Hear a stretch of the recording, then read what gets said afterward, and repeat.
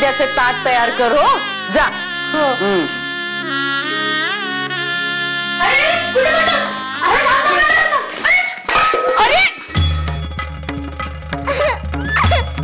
अरे देवा,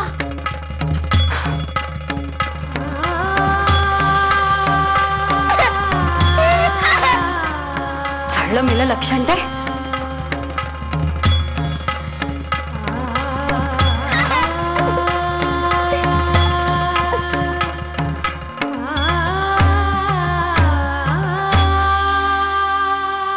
भारी दंगा वाढलाय हो तुमचा. भाऊसाहेबांच्या कानावर गोष्ट गेली ना तर मोठी शिक्षा मिळेल. चला व्हा बरं इथून बाहेर. जगा.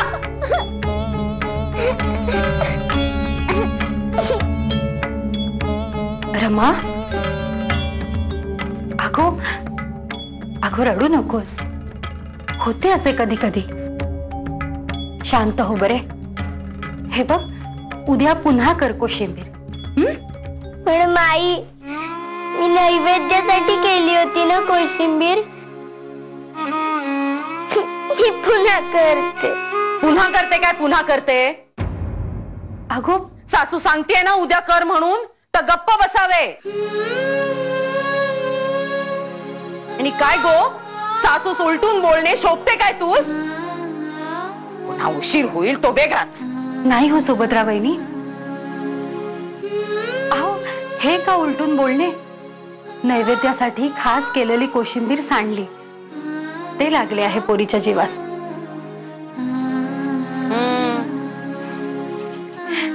रडू नकोस वहिनी. तिला करू दे कोशिंबीर.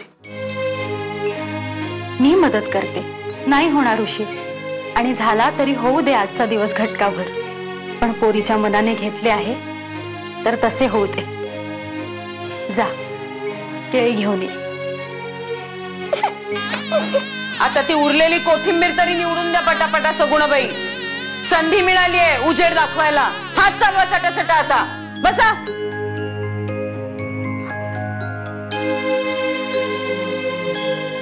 माधवा, बरे झाले हो तू लवकर आलास. आटपून घे आणि देवघरात ये. नैवेद्याची तयारी चालूच आहे. आरतीची वेळ झालेली आहे. मी तू आल्याचे सांगून येते. हो ताई काकू, आत नैवेद्याची तयारी चालू आहे, मग तुम्ही येथे? अरे नैवेद्याची जरी तयारी चालू असेल तरी स्वयंपाकघराचा सगळा ताबा सुभद्राबाई साहेबांनी घेतलाय ना. सवाशिणीच्याच हातचा नैवेद्य लागतो हो त्यांच्या गणपतीला. चालायचेच. माधवा, अरे आज तुझ्या त्या पटवर्धनांचा निकाल होता. काय झाले त्याचे? म्हणजे घरात सगळ्यांचा जीव खूप धास्तावलेला आहे हो. साहजिकच आहे. आप्पांचा आणि भाऊसाहेबांचा जुना स्नेहसंबंध. त्यांची अपेक्षा असणारच. पण आता पण काय? आप्पांच्या म्हणण्याप्रमाणे निकाल नाही लागला. न्यायासनावर बसल्यानंतर आम्हास कायद्याचा, जनहिताचा आणि कोणत्याही गोष्टीच्या दूरगामी परिणामांचा विचार करावा लागतो. येथे भावनेस जागा नाही. वैयक्तिक आयुष्यात भाऊसाहेबांचे म्हणणे आम्हा शिरोधार्यच आहे. परंतु कायद्यासमोर मात्र न्यायदेवतेखेरीज आम्हास कोणाचाही आवाज ऐकू येत नाही. पटवर्धनास म्हणजे आप्पांच्या चिरंजीवास आम्ही 6 महिन्यांची शिक्षा ठोठावली. अगो भाई, काय सांगतोस काय माधवा? अरे देवा, म्हणजे आज तुझी परीक्षाच होती तर. नाही म्हणजे निकाल तू चोखच लावला असशील. माधवा, अरे यामुळे या घरात जे काही वादळ उठणार आहे ना त्यालाही तुलाच सामोरे जावे लागणार आहे. हे न्यायदानाचे काम म्हणजे अग्निदिव्यच म्हणायचे. असो, तू आटपून घे. नैवेद्याची तयारी झाली आहे. आरतीची वेळ होईलच. होय, आम्हासही आरती करून बाहेर जावयाचे आहे. आम्ही आलोच.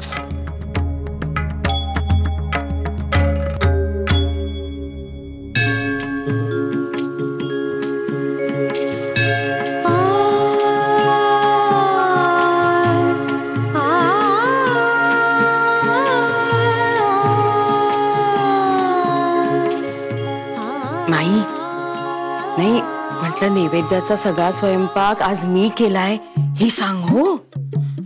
म्हणजे मोठेपणा नाही, पण पुण्य नको का पदरात पडायला माझ्या, म्हणून म्हणते हो. अगो, आरती सुरू व्हायच्या आधी सांग. बरे का, आजचा नैवेद्याचा सगळा स्वयंपाक आमच्या जाऊबाईंनी केला आहे. अगो म्हणजे मी केला हे सांग. जाऊबाईंनी म्हणजे ताईंनी नव्हे हो, आपल्या सुभद्रा वहिनींनी केला आहे. हा म्हणजे आता कोशिंबीर तेवढी रमानी केली, पण बाकी सगळे मीच केले हो. वा, कधी नव्हे ते गणराय आज भोजन करून तृप्त होणार नाही. काल परवापर्यंत ताई आणि माईच्या हातचा अर्धा मुर्दा नैवेद्य खाऊन त्यांना काय तृप्तीची ढेकर येत नव्हती, ती आज येणार. हातच्या सारखा नैवेद्य पुन्हा मिळले नाही. कळतात हो, चाल जोडीतले फटकारे कळतात. मलाच मेलीला स्वतःचा मान राखता येत नाही ना, हेच खरे. कौतुकाने करायला जाते आपलं आपलं म्हणून, पण वडीलधारी म्हणून मान तर नाहीच. पण कष्ट केले त्याचे चीजही नाही हो. अहो, असे का म्हणताय?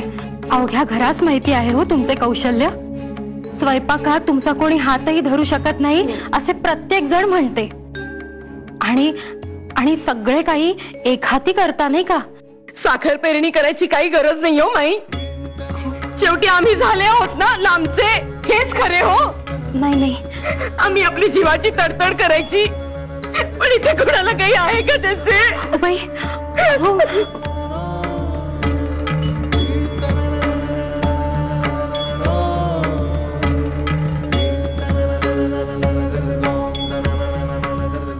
आरतीला सुरुवात करावयाची का?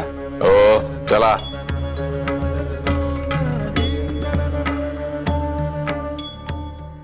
सुख करता दुःख हरता वार्ता विघ्नाची, पूर्वी पूर्वी प्रेम कृपा जयाची, सर्वांगी सुंदर सिंधुराची.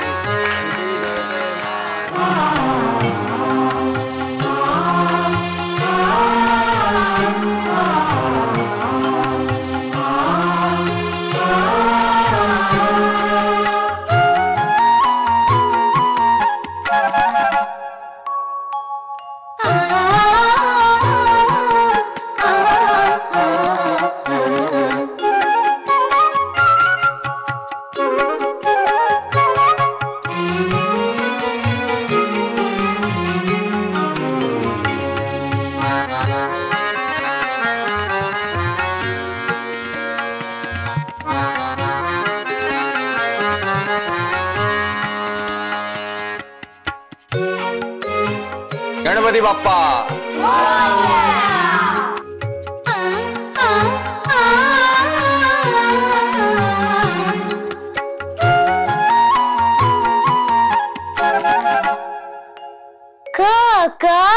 खेळातला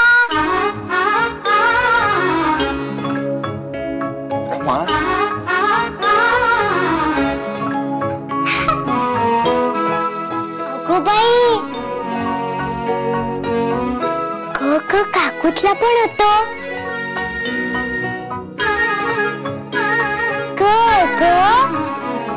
काकूतला काय गो, हा काय म्हणालीस? आता तू सुद्धा काकूच्या नावाने खडेच फोडतेस वाटतं. गणपती बाप्पा घ्या. सगळे आरती घ्या. तुझा नवरा म्हणजे दुटप्पीपणाचा कळस आहे. त्याचे विचार फक्त दुसऱ्यांसाठी असतात, स्वतःचे आचरण मात्र निराळे. झुले